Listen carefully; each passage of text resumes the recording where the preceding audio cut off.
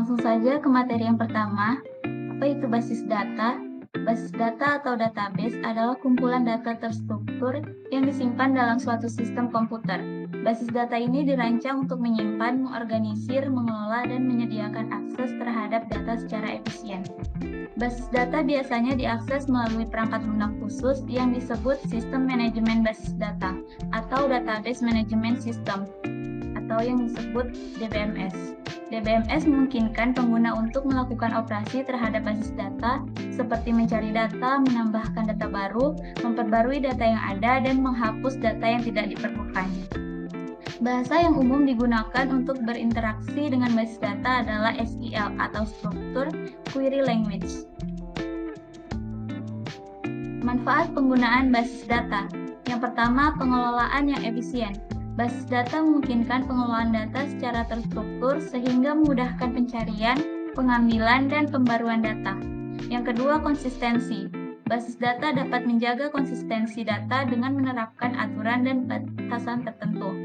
Yang ketiga, keamanan. Basis data dapat dikelola dengan izin akses yang terkontrol, sehingga hanya pengguna yang diizinkan yang dapat mengakses dan memodifikasi data. Yang terakhir, integritas data. Basis data dapat menerapkan aturan integritas untuk memastikan bahwa data tetap akurat dan valid. Baik, selanjutnya saya akan menjelaskan langkah-langkah perancangan basis data. Yang pertama, kita harus melakukan identifikasi kebutuhan bisnis. Pertama-tama, Anda perlu memahami kebutuhan bisnis yang ingin Anda dukung dengan sebuah basis data.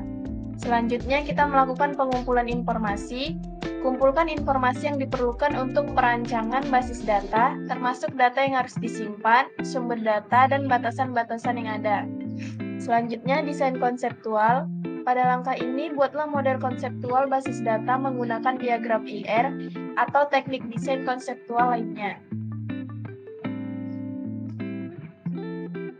Selanjutnya, normalisasi. Terapkan teknik normalisasi untuk memastikan bahwa basis data Anda memerlukan kriteria integritas dan menghilangkan redundansi yang tidak perlu. Selanjutnya, desain fisik. Setelah desain konseptual selesai, langkah berikutnya adalah merancang skema fisik basis data. Selanjutnya, normalisasi lebih lanjut atau opsional. Jika diperlukan, lakukan normalisasi lebih lanjut pada teknik desain fisik basis data untuk mengoptimalkan struktur dan juga performa. Selanjutnya, indeks dan kunci. Tentukan kunci dan indeks yang diperlukan untuk meningkatkan kinerja sebuah basis data.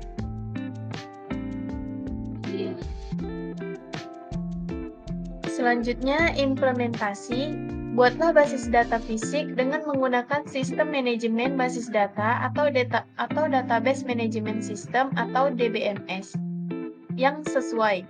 Buat tabel, terapkan kunci dan indeks, dan impor data awal jika perlu. Selanjutnya, melakukan pengujian dan penyetelan. Lakukan pengujian pada basis data untuk memastikan integritas, keakuratan, dan kinerja yang diharapkan. Atur dan optimalkan parameter DBMS jika diperlukan. Yang terakhir, dokumentasi. Buat dokumentasi yang rinci tentang struktur basis data, skema, definisi tabel, kunci indeks, serta hubungan dan ketergantungan antar entitas. Dokumentasi ini akan membantu dalam pemeliharaan dan pengembangan basis data di masa depan. Struktur komponen basis data. Yang pertama adalah skema basis data. Skema basis data adalah representasi logis dari seluruh struktur basis data. Ini menggambarkan bagaimana data diorganisasikan dalam basis data, termasuk tabel, kolom, hubungan antar tabel, dan batasan-batasan data lainnya. Yang kedua ada tabel. Tabel adalah objek utama dalam sebuah basis data yang digunakan untuk menyimpan data secara terstruktur. Setiap tabel terdiri dari sejumlah kolom yang mewakili atribut atau jenis data yang akan disimpan, dan setiap baris data tabel mewakili satu entitas atau rekaman data. Yang ketiga ada kolom. Kolom adalah komponen dalam tabel yang mempresentasikan atribut atau jenis data yang akan disimpan. Setiap kolom memiliki nama unik dan tipe data yang sesuai, seperti teks, angka, tanggal, atau boolean. Selanjutnya ada baris atau row. Baris juga dikenal sebagai catatan atau entitas. Merepresentasikan satu set data lengkap yang terkait dengan entitas tunggal dalam basis data. Setiap baris dalam tabel mengandung nilai-nilai yang sesuai untuk setiap kolom dalam tabel tersebut. Yang kelima, kunci utama. Kunci utama adalah kolom atau kelompok kolom yang secara unik mengidentifikasi setiap baris dalam tabel. Kunci utama yang digunakan untuk memastikan bahwa setiap entitas memiliki identitas yang unik dan untuk memfasilitasi pengindeksan dan pengaksesan data yang efisien. Selanjutnya, relasi. Relasi menggambarkan hubungan antara tabel dalam basis data. Relasi biasanya dijelaskan dalam skema basis data menggunakan kunci asing yang menghubungkan kolom dalam satu tabel dengan kunci utama di tabel lain. Lalu, indeks digunakan untuk meningkatkan kinerja pencarian dan pengurutan data dalam basis data. Indeks biasanya dibangun dalam satu atau beberapa kolom sebuah tabel yang memungkinkan basis data untuk dengan cepat menemukan baris yang sesuai dengan kriteria tertentu. Yang ke-8 ada query. Ini merupakan pernyataan atau perintah yang digunakan untuk mengambil, memperbarui, atau menghapus data dalam basis data. Query ditulis menggunakan bahasa seperti SQL dan digunakan untuk berinteraksi dengan basis data melalui operasi diseleksi, pemfilteran, pengurutan, dan penggabungan data. 9. Ada sistem manajemen basis data. Ini adalah perangkat lunak yang digunakan untuk mengelola basis data, menyediakan antarmuka antara pengguna atau aplikasi dan basis data, serta mengatur penyimpanan, pengambilan, dan pemeliharaan data. Beberapa contoh DBSM populer adalah MySQL, Oracle, Microsoft SQL Server, dan PostgreSQL. Komponen-komponen ini bekerja sama untuk membentuk struktur basis data yang terorganisir dan efisien. Kemungkinan penyimpanan, pengelolaan, dan akses yang mudah terhadap data. Selanjutnya, saya akan menjelaskan jenis-jenis basis data. Yang pertama ada operational database. Database ini adalah database yang menyimpan data dinamis dan real-time secara rinci. Yang kedua ada analytical database. Database ini menyimpan dan mengelola big data seperti data bisnis, pasar, dan pelanggan, serta analisis business intelligence. Yang ketiga ada hypermedia database. Hypermedia database ini adalah database yang berisi data dari beberapa halaman yang dihubungkan dengan menggunakan hyperlink. Yang keempat ada distribute database. Database ini adalah database yang menyimpan data pada lebih dari satu situs atau komputer pada tempat yang sama. Distribute database mengelompokkan data dari beberapa situs atau komputer berdasarkan kategori tertentu dan mengumpulkan data tersebut pada satu server yang dapat diakses semua pemilik data. Yang kelima ada end user database. End user database adalah database yang menyediakan data siap pakai yang dapat diakses, dikelola, dan dikembangkan pengguna. Data dalam end user database sudah bukan berupa data pemrograman, melainkan dalam bentuk yang mudah dipahami seperti dokumen, spreadsheet, dan sebagainya. Selanjutnya ada real-time database. Database ini adalah database yang memuat data yang terus berubah sesuai permintaan atau perkembangan. Data dalam real-time database sangat bergantung pada waktu. Yang ketujuh ada navigational database. Database ini adalah database yang menyediakan pencarian informasi dengan kata kunci tertentu. Informasi data yang ditampilkan dikumpulkan dari referensi-referensi dalam database. Yang kedelapan ada external database. Database ini adalah database yang dapat diakses pihak eksternal dan memuat feedback pengguna. Yang kesembilan adalah relational database. Relational database adalah database yang paling populer dan paling sering digunakan. Relational database memuat data dalam tabel-tabel yang saling berkaitan satu sama lain.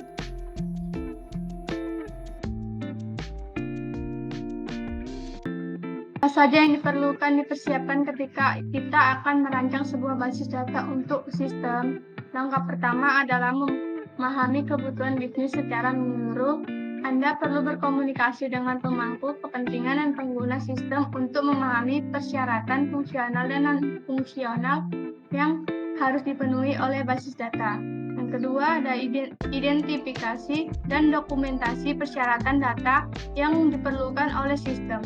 Ini melibatkan pemahaman tentang jenis data yang akan disimpan, volume data, frekuensi pembaruan, dan kebutuhan akses data. Yang ketiga ada berdasarkan persyaratan data, rancangan skema basis data yang mencerminkan struktur data yang optimal. Ini melibatkan identifikasi entitas utama, atribut-atribut hubungan antar entitas, dan kunci primer dan kunci asing. Keempat ada setelah merancang skema basis data secara logis, rancangan skema fisik yang mencakup struktur penyimpanan, indeks, dan tuning kinerja. Pemilihan tipe data dan indeks yang tepat dapat berpengaruh pada performa basis data. Yang kelima ada pemilihan SMBD yang sesuai berdasarkan persyaratan sistem dan kebutuhan bisnis. Faktor-faktor yang perlu dipertimbangkan termasuk ketersediaan fitur yang diperlukan, skalabilitas, kinerja, keamanan, dan biaya. Yang keenam ada pertimbangan keamanan data dalam desain basis data, identifikasi data yang sensitif atau rahasia, dan terapkan langkah-langkah keamanan yang sesuai seperti enkripsi data, pembatasan akses, dan audit log. Yang ketujuh ada setelah merancang basis data, lakukanlah pengujian untuk memastikan bahwa desain basis data memenuhi persyaratan dan berfungsi dengan baik. Uji integrasi data, performa, query, dan skenario pengguna lainnya untuk memverifikasi bahwa basis data bekerja sesuai harapan. Yang terakhir ada lakukanlah pengujian dan validasi untuk memastikan bahwa desain basis data berfungsi dengan baik. Uji integrasi data, performa, query, kendala pemulihan, dan validasi persyaratan bisnis untuk memverifikasi bahwa basis data memenuhi kebutuhan yang telah diterapkan. Baiklah, sekarang kita akan masuk pada bagian eksperimen, yaitu membuat aplikasi Java dengan koneksi database menggunakan MySQL. Sebelumnya, saya telah membuat database-nya di PHP Admin. Ini saya akan membuat sebuah aplikasi data mahasiswa di aplikasi NetBeans. Di sini terdapat dua tampilan. Yang pertama ada show dan juga desain. Nah, untuk desain ini saya telah membuatnya di Div. Sini ada beberapa elemen, ada name, nama, alamat, dan ID, kemudian tombol view, new, add, update, dan delete.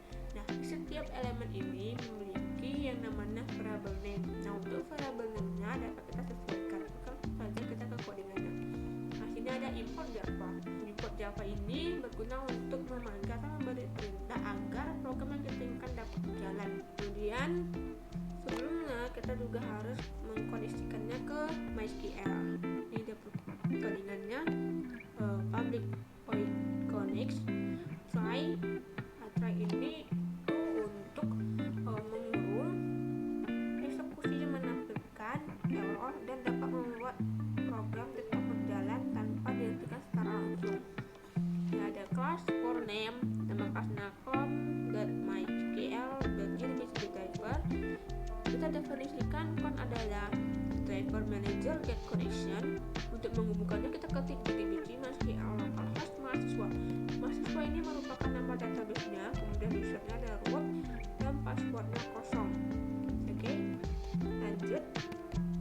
Sini ada public void mahasiswa ID. Ini merupakan codingan untuk ID karena ID merupakan query, dan maka sini kita tambahkan execute query.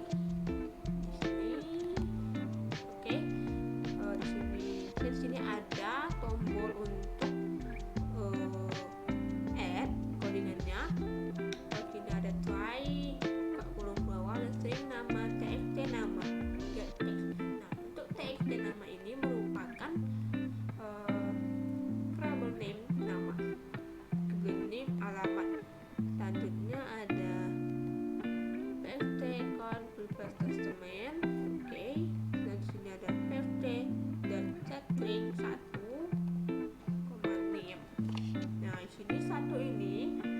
merujuk pada tanda-tanda karena kita ingin mengisi tabel data mahasiswa. Isi source ini akan masuk ke dalam database dan masuk ke tabel mahasiswa. Lanjut, ini if merupakan kondisi jika adalah 1. Ketika ini sudah berhasil, maka kita akan menentukan dialog boxnya yang menandakan data berhasil ditambahkan seperti ini. Ini ada text dan name, set text dan teksnya, juga ada data gagal ditambahkan. Lanjut, ini untuk tombol view. Oke, jadi fungsinya sama seperti tadi. Lanjut, ini ada untuk tombol new, seperti ini saja codingannya, dapat dilihat di layar. Nah, di sini ada untuk tombol update, codingannya sama seperti untuk tombol add, cuma membedakan di sini update tambahkan, update data mahasiswa, set name, datanya, nama dan sebagainya. Kemudian sini ada data berhasil diupdate. Selanjutnya sini ada data gagal diupdate. Kemudian sini ada untuk tombol delete, sama juga dengan sebelumnya, membedakan juga di sini delete from data mahasiswa ID, dan juga sini data berhasil dihapus dan data gagal dihapus. Oke, sekarang kita akan mencoba menjalankan programnya. Ini dia. Kita akan mencoba dengan data saya.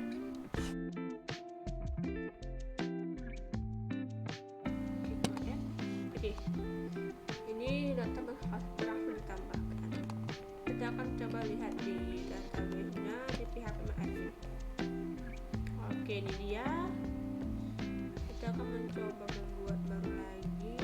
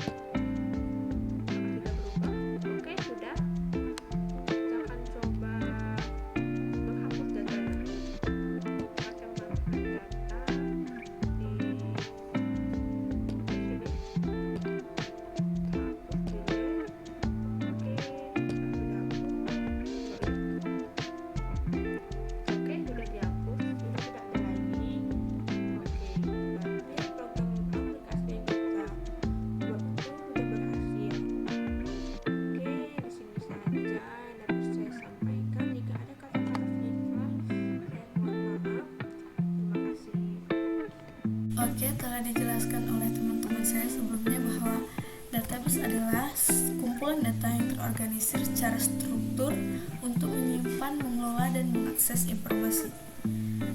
Nah, database itu terdiri dari beberapa komponen penting, antara lain yang pertama itu ada tabel. Tabel adalah struktur dasar untuk menyimpan data dalam baris dan kolom.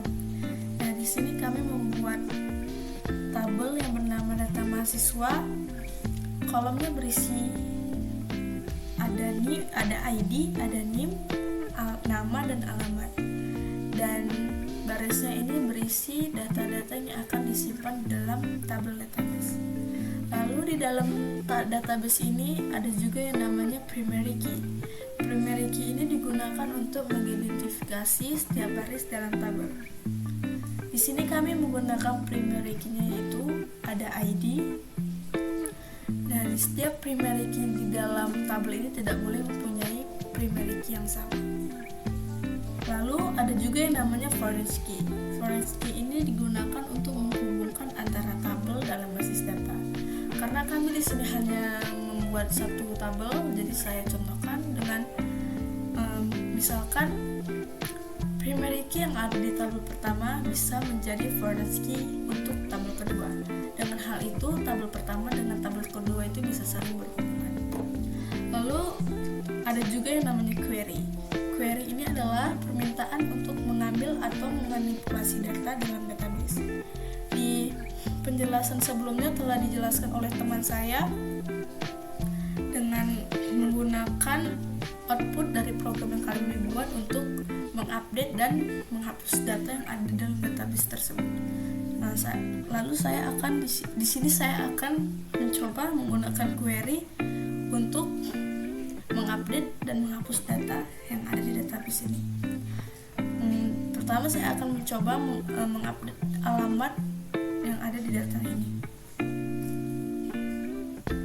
Pertama kita update. Coba saya menggunakan ini saja. Lalu kita mencoba untuk update alamatnya dengan ini. Di sini menggunakan ID. Tadi ID-nya saya lihat adalah 02. Adalah 2. Lalu kita coba run. Nah, coba kita lihat apakah berhasil. Nah, data di sini sudah berganti menjadi Medan. Lalu kita mencoba delete tabel baris ketiga ini. Kita sini aja delete. Where ID ya.